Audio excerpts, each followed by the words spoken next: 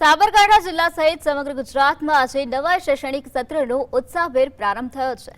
35 દિવસના લાંબા વેકેશન બાદ જિલ્લાની 2500થી વધુ પ્રાથમિક અને માધ્યમિક શાળાઓ ફરી બાળકોના કિલકિલાટથી ગુંજી ઉઠી।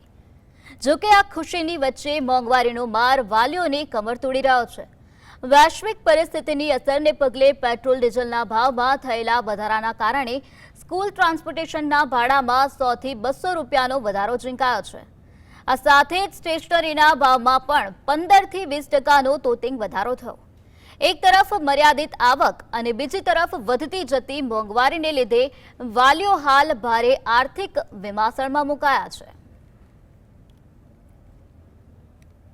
અત્યારે દરેક વસ્તુનો ભાવ વધી ગયો છે। જેમ સરકારી સ્કૂલોની અંદર પુસ્તકો ફ્રી મળતા હોય છે, જ્યારે પ્રાઇવેટ સ્કૂલોની અંદર પુસ્તકો ચોપડાને બધું વેચાતું લેવું પડતું હોય છે। અને તમે જુઓ તો ત્યાં પોતાના ડ્રેસ પણ પોતાના સ્કૂલ તરફથી મોંઘા આપવામાં આવતો, એટલે શિક્ષણ ઉપર સીધી અસર પડી છે। એની સ્પષ્ટ દેખાય છે। શિક્ષણનો અમે અંદાજ માર્યો હોય કે 15 થી 20 હજાર રૂપિયા જેવો ખર્ચો થશે, એની જગ્યાએ સીધો 35 થી 40 હજાર જેવો ખર્ચો થઈ ગયો છે।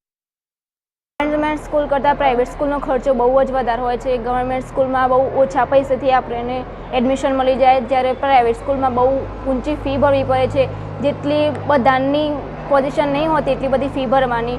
એટલા માટે હું એવું ઈચ્છું છું કે જેમને પણ એડમિશન જે સ્ટુડન્ટ્સ લે તે ગવર્મેન્ટ સ્કૂલમાં એડમિશન લે એટલું સારું, કેમ કે એમના કારણે એમના મમ્મી પપ્પાનું થોડી મદદરૂપ થાય તો બહુ સારું।